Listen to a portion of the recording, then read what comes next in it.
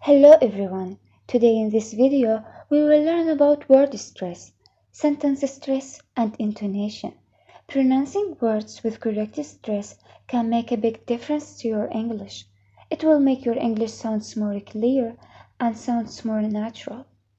Word stress means that we pronounce the syllable more strongly and that syllable has a strong and clear pronunciation to make the audience or the opening of our speaking understand what we are talking about.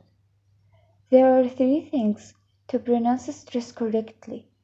First, stress syllable should be louder. Second, stress syllable should be a little higher.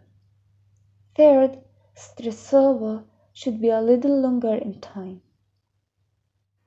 Besides that, we have to consider the following rules regarding to stress in English. The first is whether the word is morphological simple or complex. The second, the phonological structure of the syllable. The third, the number of syllables. And the last, the grammatical category.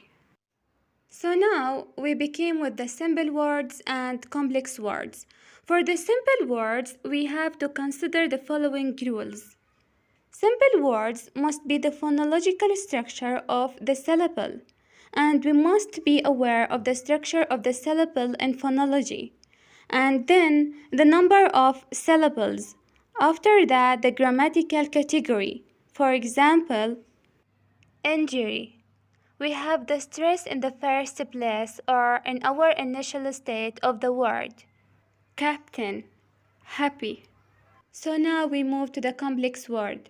Complex word, there are two major types of that. The first is affix words and the second is compound words. Affix words, for example, personality. And for the compound words, for example, fruit cake. Now we will move to sentence stress.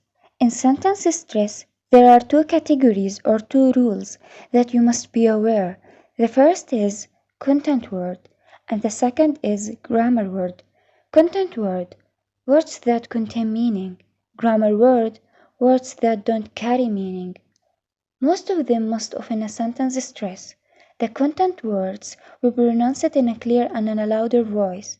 For example, could you get some bread from the bakery in your way here? The red words, they belong to content words, and the black words, they belong to grammar words. So now we will move to intonation. Intonation is about how we say things rather than what we say, the way the voice rises and falls when we're speaking, or in other words, intonation is the music of language. There are four kinds of intonation. First, falling intonation. Second, rising intonation. Third, fall-rise intonation. And last, rise-fall intonation. Now we begin with falling intonation. Falling intonation is the pitch of the voice falls at the end of the sentence. The fall could be said to give an impression of finality. The falling intonation mostly used in saying statements, commands, WH questions, confirmatory question tags, exclamations. For rising intonation is the pitch of the voice rises at the end of a sentence. This tone conveys that there is something more to follow. Or it can be said that rising intonation is the intonation or the sentence of what we are saying, is we still have something more to say, or it's not the end of what we are saying. Sometimes rising intonation is on yes or no question and the question tag that are really question. The example of falling intonation. In statement, she's a lawyer. Commands, close your book and listen. Third WH question or information question. Whose bag is this? Confirmatory question tags. He thinks he's so clever, doesn't he? The last one, exclamation. Hello, good morning. So now we will move to the example of rising intonation. The first, yes or no question. Is that in Croatia? Second, the question tags are really question. You are a new student, aren't you?